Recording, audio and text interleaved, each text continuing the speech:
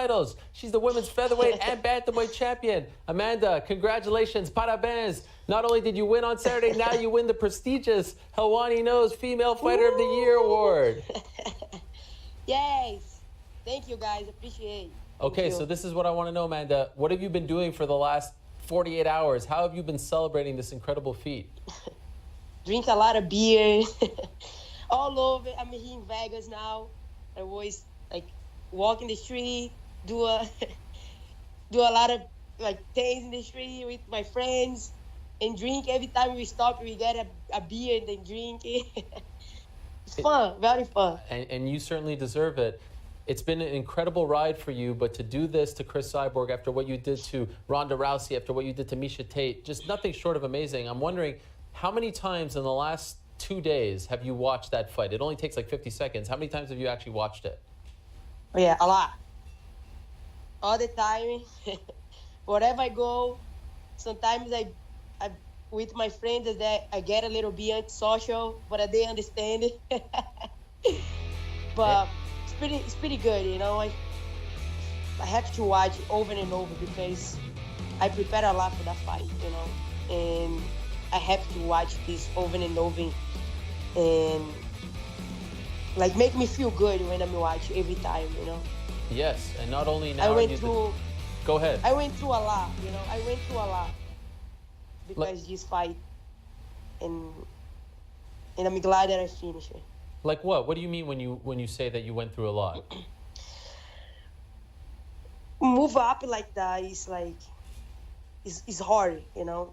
You have to do everything again, like or learning how to train it with heavyweight, you know, like it's very hard and train with big guys, like training like for Cyborg. I have to really step in the gym cage and throw bombs. The guys both throw bombs in me, and I try to survive, you know. And especially mentally, this fight was so big that I have to do like really like a strong moment with myself every time, every single day.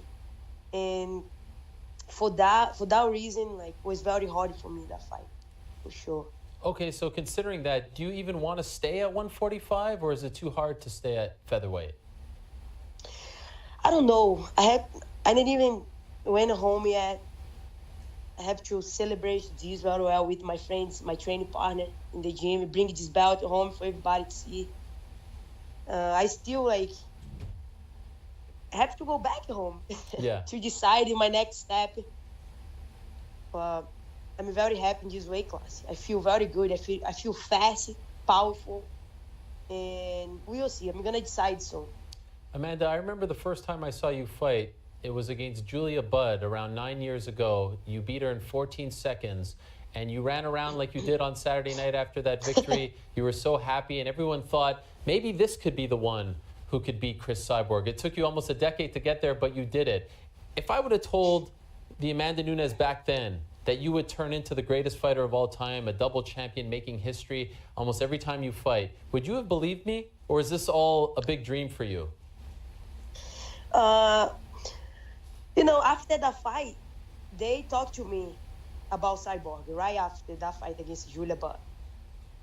And was something that I started discussing with my coach at the time.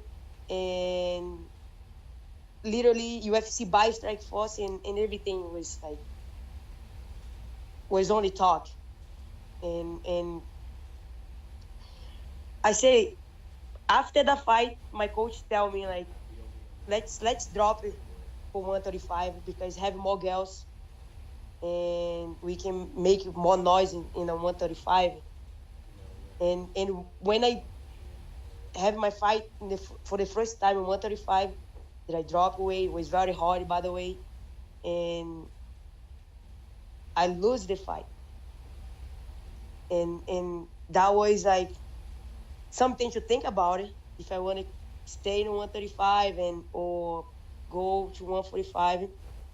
But definitely, that was a dream for me. Maybe one day I fight Cyborg. Maybe one day I don't want to beat her.